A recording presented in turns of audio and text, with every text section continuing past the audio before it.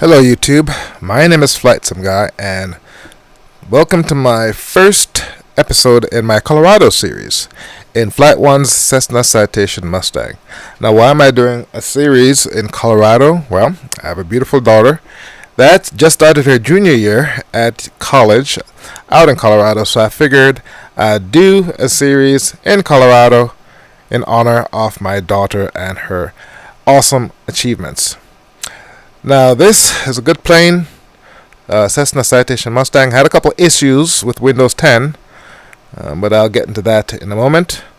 But for now, let's go ahead and hop into the cockpit.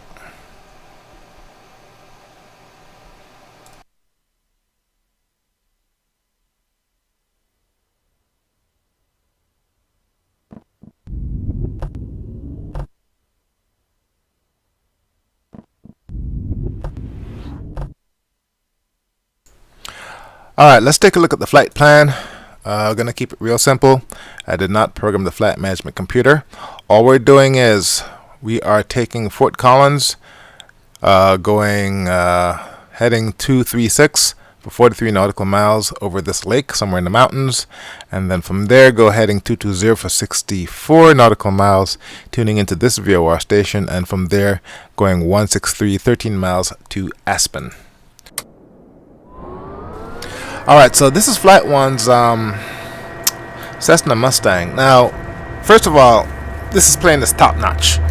It's as good as you're going to get as a flight sim add-on. Only issue is it worked perfectly in Windows 7, but once Microsoft upgraded my rigs to Windows 10, the Mustang broke.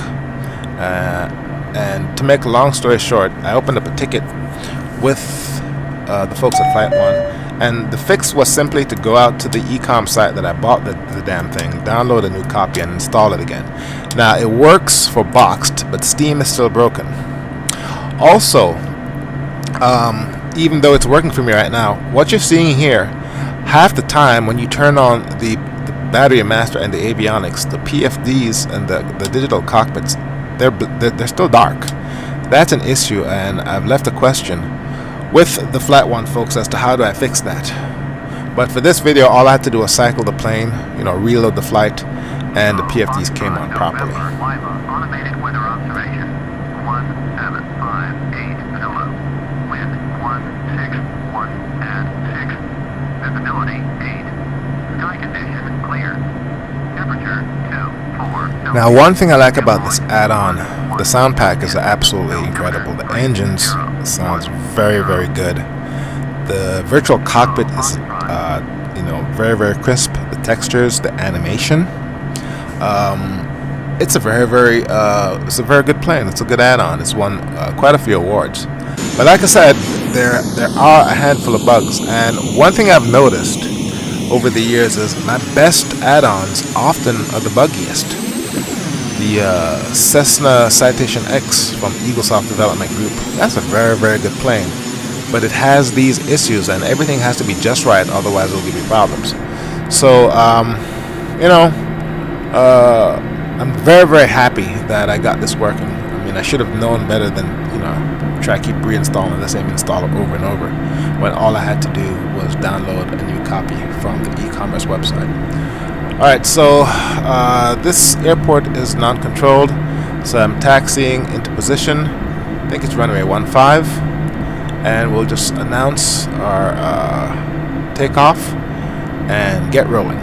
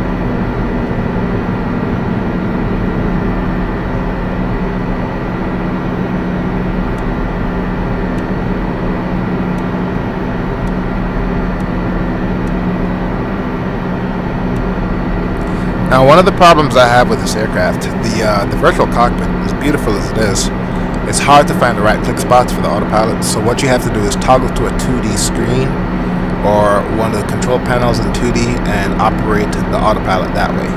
Otherwise, you're going to have a hard time, reaching for the vertical speed knob, or reaching for the autopilot knob, or reaching for the altitude hold knob. They just, everything is mushed up together, and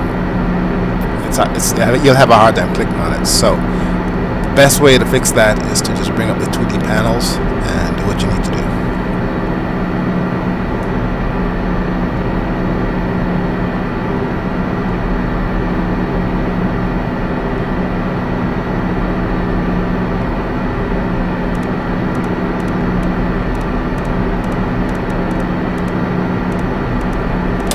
Now, at about this point, I'm about to make my right turn using the heading bug on the autopilot. Let's take a look at our map. All we're doing is coming right to 263, heading towards our first waypoint, which is that lake. So what we're doing here is we're going to be heading over some mountains shortly, and lessons learned, waypoints such as lakes and mountains, they're not good waypoints because they're very hard to see. But in this case, I had a different tool helping me, and I'll show you that in a second.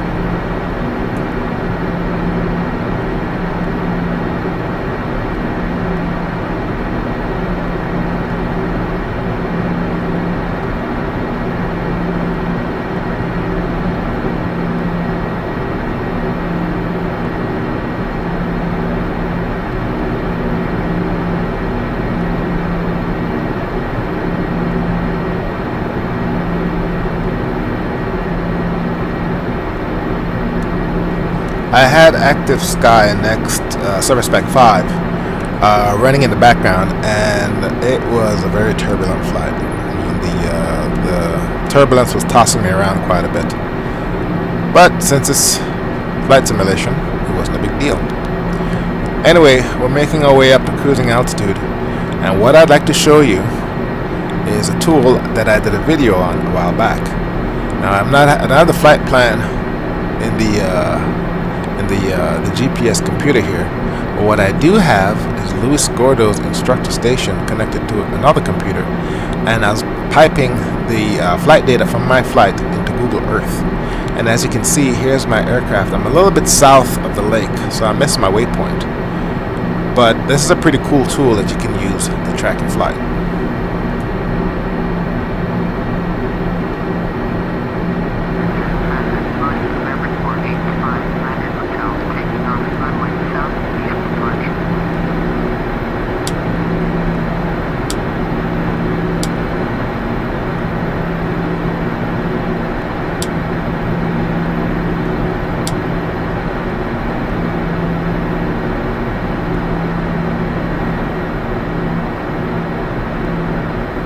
One of the reasons I chose the Cessna Mustang for the Colorado series is flying in Colorado is hard, primarily because of all these damn mountains. So you want an easy plane to fly. That's going to make your life a lot easier. Now, I'm coming upon this ridge, and beyond this ridge should be a valley where my destination airport is. Can't come much lower, so you got to watch your altitudes. So right about here, if you recall from the plan, I should be making a left turn to about 160 or 163, and that should take me on approach into Aspen. Let's take a look at our flight plan, and we are right over that VOR station in the bottom left, and we should be making a left turn right about now.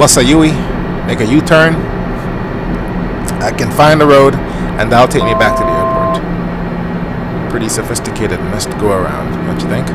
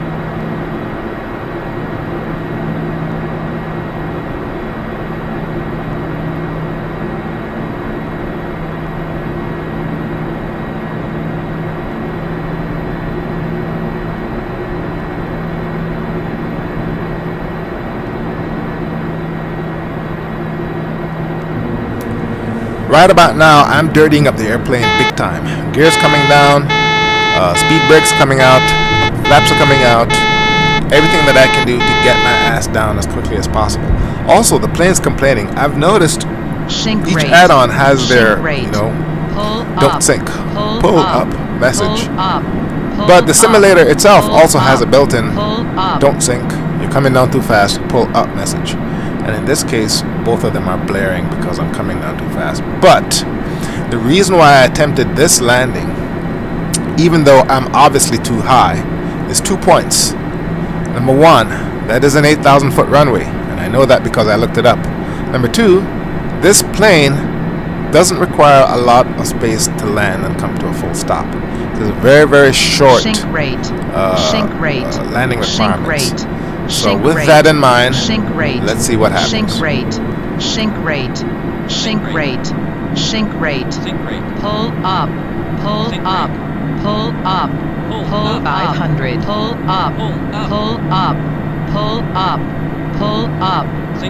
up.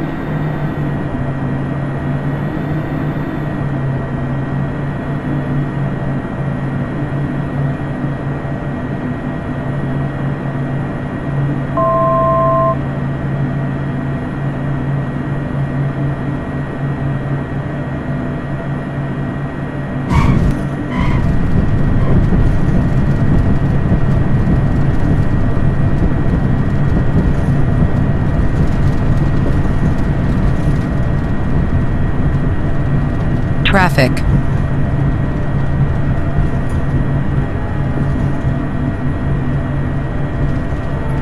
Citation 069er, exit runway 18.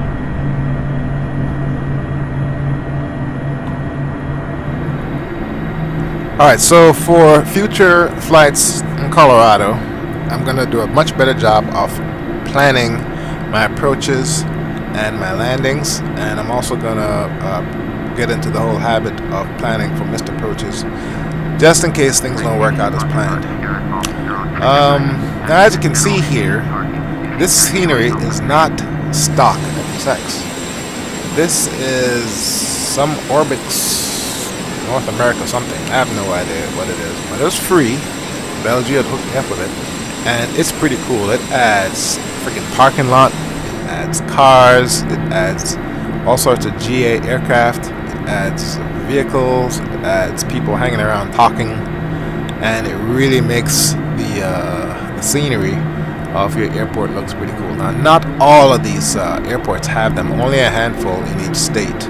And I imagine as time goes on, the folks at Orbix, they're expanding. I'm not sure what this thing is called, Bell. If you have a chance, go ahead and post it in the comment section so folks can download it if they'd like. But it really makes everything look pretty sweet, and it jazzes up your airport scenery as you're coming through.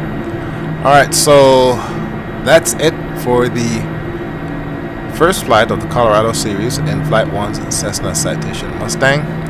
Let's go ahead and park. And this time around, also forgot to mention, this time around, not only am I recording all my flights with OBS, I'm recording all my flights start to finish with FS Recorder. That way, if I want to do any formation flying or any sort of thing like that, I can go ahead and do that. It doesn't hit your frames whatsoever, and you get a complete record of your flight if you ever want to play it back again. So that's something to consider doing for all flights in the future.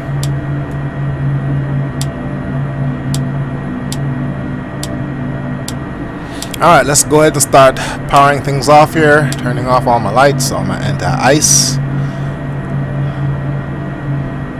avionics master, this and that. Let's go ahead and kill the engines, and then we'll go ahead and open the doors and make a nice clean exit. Since I got a full record of the flight with FS Recorder, I'm going to go ahead and record some replays. I use the videos of the replays, stitch them together, and post those to my Facebook page and maybe the FSX page. Makes for some good content there. And that's about it. I really enjoyed this flight with the Flight1 Cessna Mustang. Flightsimguy here. Thank you very much for watching, and I will see you next time.